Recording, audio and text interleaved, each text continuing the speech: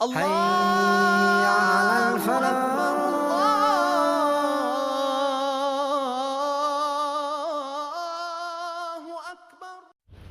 ቢስሚላህ ወልሐምዱሊላህ ወሰላቱ ወሰላሙ አላ ነቢይና ወአላ አሊሂ ወአስሃቢሂ ወመን ዋላ ፈሰላሙላሂ አለይኩም ወራህመቱላሂ ወበረካቱ። ያ ሙስሊሙን ሙስሊማት እንዲሁም ይህን ምራ ግብር የምትከታተሉ ክርስቲያን ታዳሚዎች ሁላችሁንም ሰላም ብያለሁ።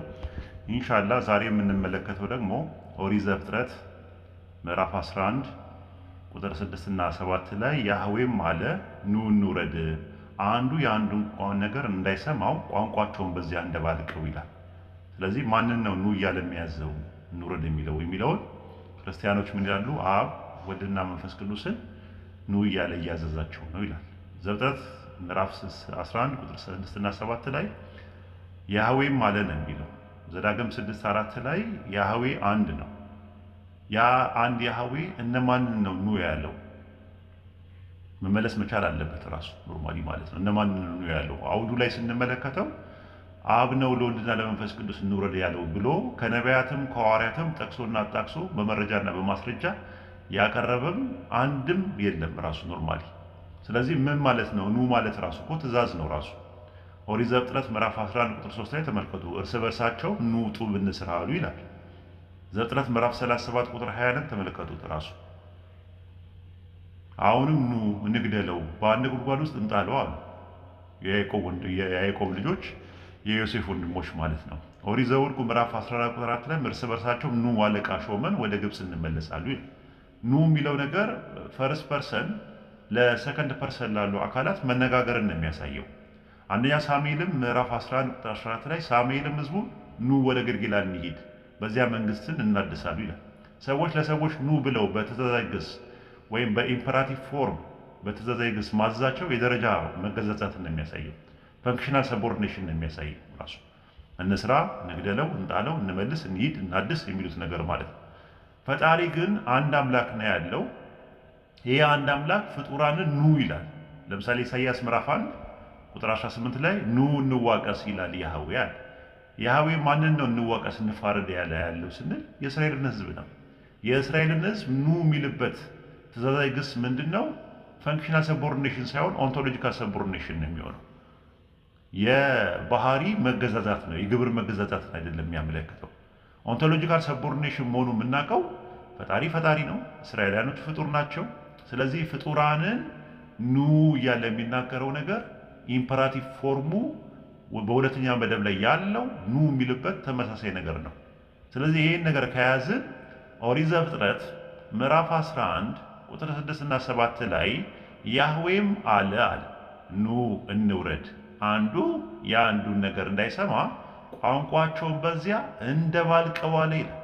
ስለዚህ እዚህ ጋር አሁን ኑ የሚለው ነገር እነማንን ነው?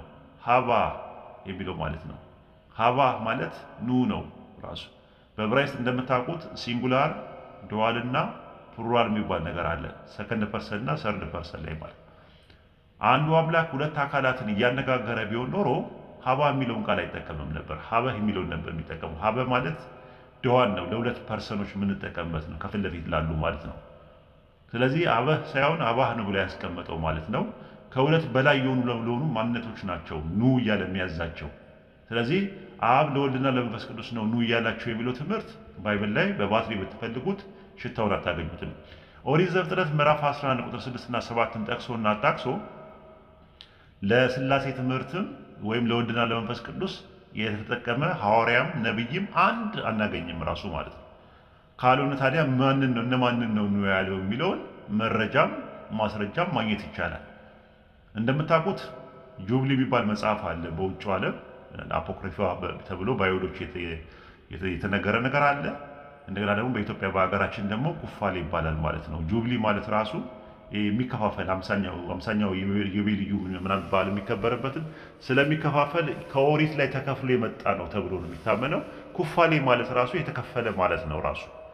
መጽሐፈ ኩፋሌ ምዕራፍ 1 ቁጥር 25 ላይ አማርኛው መልአከ ገጹ ማለትም የፊቱ መልአክ እንዲህ አለው፣ ዓለም ከተፈጠረ ጀምሮ ለዘላለም የሚመሰገንበት ቤተ መቅደስ በመካከላቸው እስኪሰራ ድረስ እግዚአብሔር ለሁሉም እስኪታይ ድረስ የሚሆነውን ለሙሴ ጻፍለት አለው ይላል። ፈጣሪ ነው የሚያዘው ራሱ። ጁብሊ 1:26 ላይ የእንግሊዝኛውን ማየት ትችላላችሁ።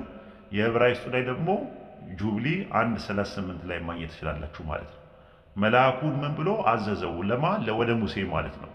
ጁብሊ 1:28 እንግሊዝኛው ላይ ወይም ደግሞ መጽሐፈ ኩፋሌ ምዕራፍ 2 ቁጥር 1 ላይ፣ ጁብሊ ምዕራፍ 2 ቁጥር 1 ላይ ጁብሊ ምዕራፍ 1 ቁጥር 39 ላይ የዕብራይስጡ ላይ ምን ይላል? በእስራኤል ሰራዊት ፊት የሚሄድ መልአክ ገጹ የዘመኖችን አከፋፈል የተጻፈበትን ጽላት ያዛል።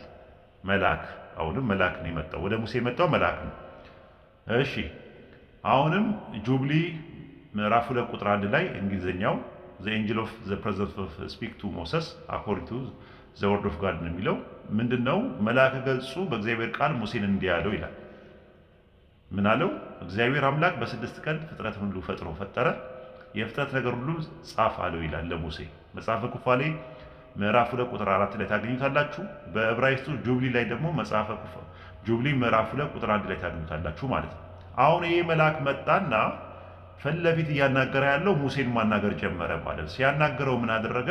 መጽሐፈ ኩፋሌ ምዕራፍ 10 ቁጥር 13 ላይ ምን አለ? አምላካችን እግዚአብሔር እኛን እንዲህ አለን አለ። ማን ነው የሚለው? መልአኩ ነው መጥቶ የሚለው። እነሆ አንድ ቋንቋ የሆነ ሕዝብ ግንብ ይሰራ ጀመረ። አሁንም ከእርሱ ፈጽሞ እንዳናጠፋ ኑ እንውረድ፣ የአንዱን ቋንቋ እንዳይሰማ ቋንቋቸውን እንደባልቀው አላቸው ማለት ነው። ለማን ነው ያለው?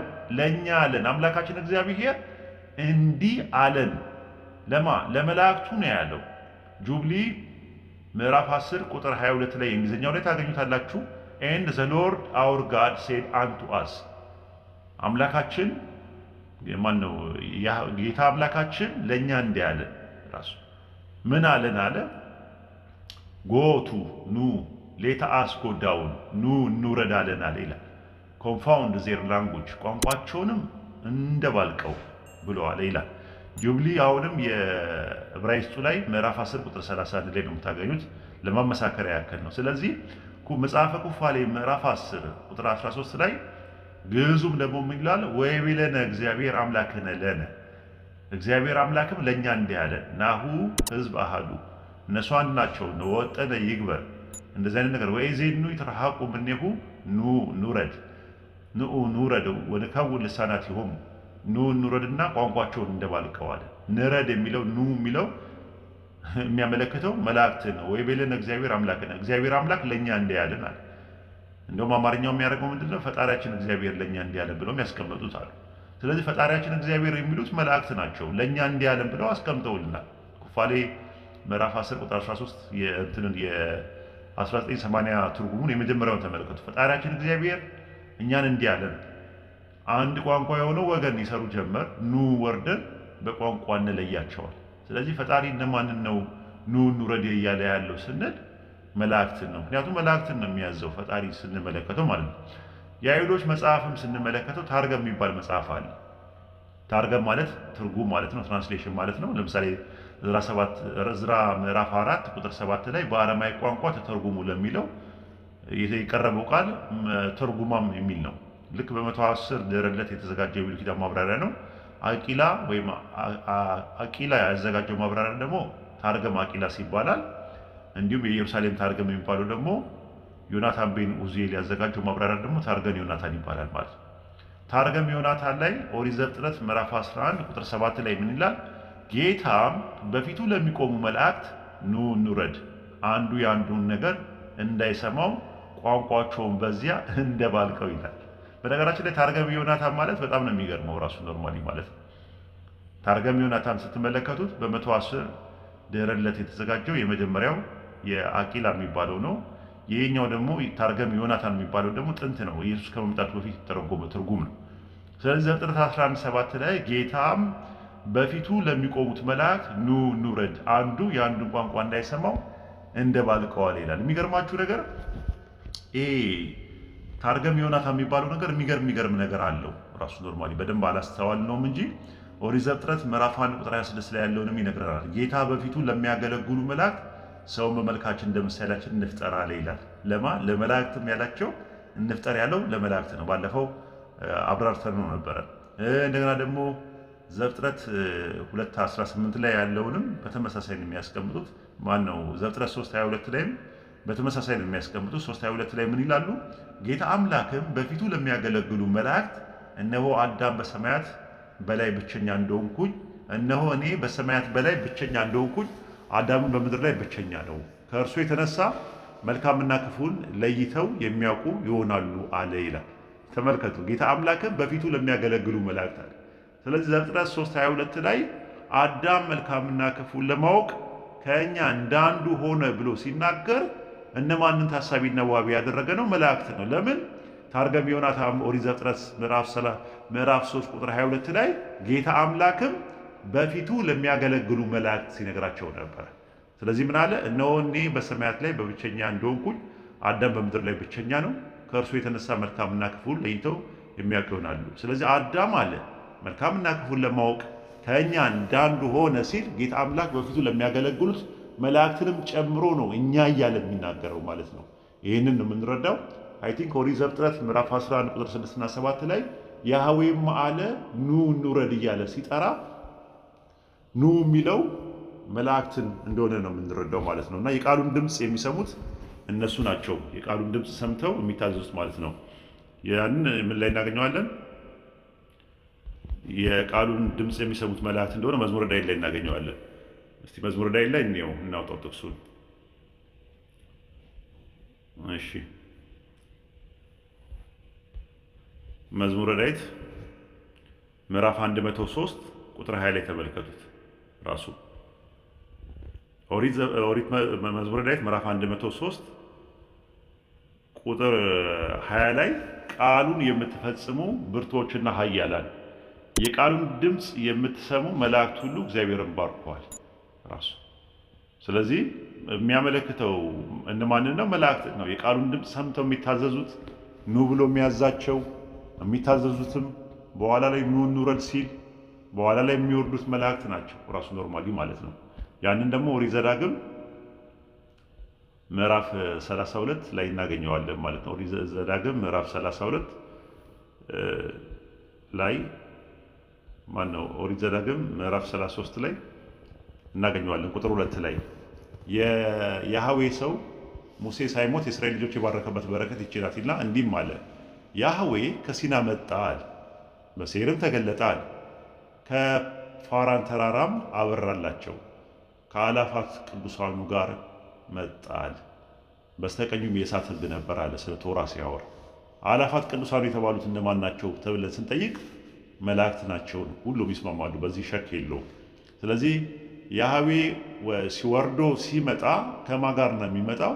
ከአላፋት ቅዱሳኑ ጋር ከመላእክቱ ጋር ከሆነ ኦሪት ዘፍጥረት ምዕራፍ 11 ቁጥር 6 እና 7 ላይ ኑ ብሎ አዟቸው እንውረድ የሚለው ከመላእክት ጋር መሆኑን በቀላሉ ፍንጭ አለን፣ መረጃም አለን፣ ማስረጃም አለን። ነገር ግን ወልድ ለማነው? አብ ለወልድና ለመንፈስ ቅዱስ ኑ እያላቸው እንደሆነ የሚያሳይ ምንም አይነት የባይብል ማስረጃ እናገኝም ማለት ነው።